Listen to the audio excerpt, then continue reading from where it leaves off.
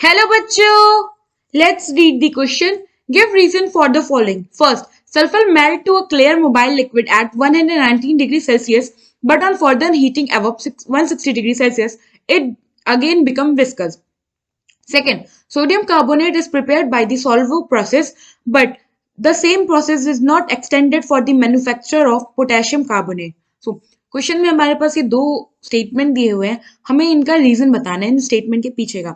तो सबसे पहले हमें क्या कह रहा है कि सल्फर जो होता है वो मेल्ट करने लगता है to a clear mobile liquid at around 119 degree Celsius, but अगर हम उसे फर्दर हीट करें अब 160 डिग्री सेल्सियस तो ये विस्कस हो जाता है। तो इसका रीजन क्या है? तो होता ये है कि जो हमारा सल्फर है इन सॉलिड फॉर्म, अगर हम इसका स्ट्रक्चर देखें तो वो पर्कर्ड शेप रिंग होती है 8 सल्फर एटम्स की। तो मैं लिखूं ये क्या होती है हमारा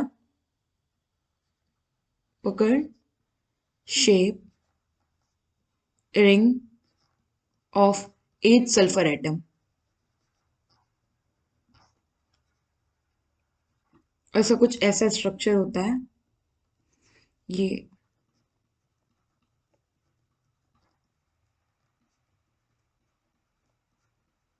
ये हो गया हमारा रिंग लाइक स्ट्रक्चर। अब देखते हैं होता क्या है। पहले हमने क्या किया, हमने इसको टेम्परेचर दिया 119 degree. When temperature is 119 degree Celsius, तो होता यह है कि sulphur starts melting, sulphur starts to melt. अब मेल्ट होने लगा,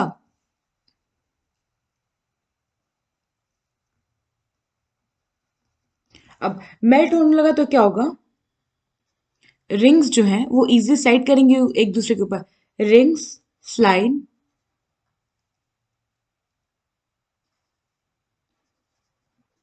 slide easily over each other। तो इजिली एक दूसरे के ऊपर स्लाइड कर रही है, तो ये कैसा लगेगा कि ये जो लिक्विड है वो मोबाइल है।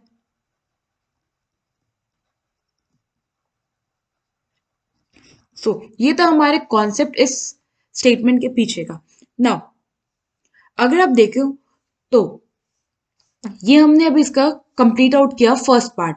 अब हम इसका देखते हैं सेकंड पार्ट। तो सेकंड पार्ट में हमें क्या कह रहा है बी में कि हम इसको जब हीट करते हैं 116 डिग्री सेल्सियस पे, तो जब when temperature is 160 degree Celsius, तो होता क्या है, तो उस केस में क्या होता है, जो रिंग है वो ब्रेक कर जाती है। Ring break. अब रिंग ब्रेक हो गई तो क्या होगा, सल्फर एटम टेंगल कर जाएंगे एक दूसरे के ऊपर। तो sulphur atoms tangle over each other, जिससे कि क्या होगा, हमें लगा कि जो लिक्विड है वो विस्कस हो गया है। Liquid appears viscous. ये था हमारे सेकंड पार्ट का कॉन्सेप्ट। अब हम देखते हैं हमारा सेकंड में क्या कह रहा है कि कि सोडियम कार्बोनेट को हम प्रिपेयर करते हैं bye Solvay process. Sodium carbonate हो गया NaCO3, बट हम सेम प्रोसेस को रिपीट नहीं करते हैं अगर हमें मैन्युफैक्चरिंग करना हो पोटेशियम कार्बोनेट यानी कि KCO3। तो this is Na2CO2 and K2CO3। अब हम देखते हैं क्यों। तो होता ही है कि हम पहले देखें सॉल्वे प्रोसेस। तो सॉल्वे प्रोसेस का पूरा नाम है Solvay ammonium process. Ammonium process इसलिए क्योंकि हम इसमें यूज करते हैं अमोनिया का। इससे हम बनाते हैं हमारा सोडियम कार्बोनेट इंडस्ट्रीज में। तो अब हम प्रोसेस देखते हैं। तो सबसे पहले हम क्या करते हैं, प्रिंसिपल देखिए अगर हम इसका, तो हम क्या करते हैं, हमने अमोनिया लिया, हमने अमोनिया को क्या किया, कंसंट्रेट किया इन ब्राइन सॉल्यूशन। ब्राइन सॉल्यूशन होता है हमारा एक्वस NaCl सोडियम क्लोराइड। हम जब कंसंट्रेट करते हैं इसे ब्राइन सॉल्यूशन में तो हमें मिलता है ammoniacal brine solution. Ammoniacal brine solution. उसके बाद हम क्या करते हैं, ये जो हमें अमोनिकल ब्राइन सोल्यूशन है, इसको हम इसको हम डाल देते हैं कार्बोनेशन टैंक्स में। वहां पे क्या होता है, कार्बोनेशन टैंक्स में हमारा जो कार्बन डाइऑक्साइड जो है ये रिएक्ट करता है अमोनिकल ब्राइन सोल्यूशन के साथ, अमोनिकल ब्राइन सोल्यूशन, और हमें देता है एक प्रोडक्ट विच इज NH4CO3। ये हो गया हमारा सोडियम बाइकार्बोनेट। तो उसके बाद जब हमें सोडियम बाइकार्बोनेट मिल जाता है, ये हमारा हो गया ए। नाउ बी, इसमें क्या होता है, हमें मिला सोडियम बाइकार्बोनेट। हमने सोडियम बाइकार्बोनेट को हीट किया, तो हम सोडियम बाइकार्बोनेट को हीट करते हैं तो हमें मिलता है sodium carbonate plus water plus CO2। ना एक चीज अगर मैं बताऊं तो यहाँ पे जो सोडियम बाइकार्बोनेट होता है ना, ये लेस सॉल्यूबल होता है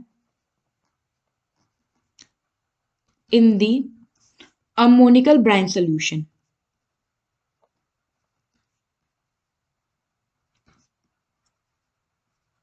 इसलिए हम क्या करते हैं, सोडियम बाइकार्बोनेट को कलेक्ट कर लेते हैं और उसको हम हीट करके डिकम्पोज करा देते हैं। But in case of potassium carbonate, हमने क्या किया, हमने यहाँ पे अमोनिया लिया, अमोनिया को हमने कंसंट्रेट किया पोटेशियम क्लोराइड सोल्यूशन में, तो हमें मिलता है अमोनिकल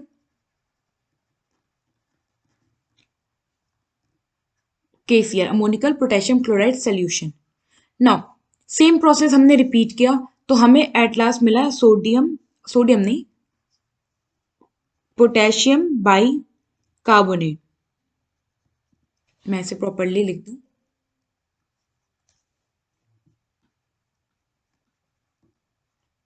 पोटेशियम बाई कार्बोनेट। तो होता क्या है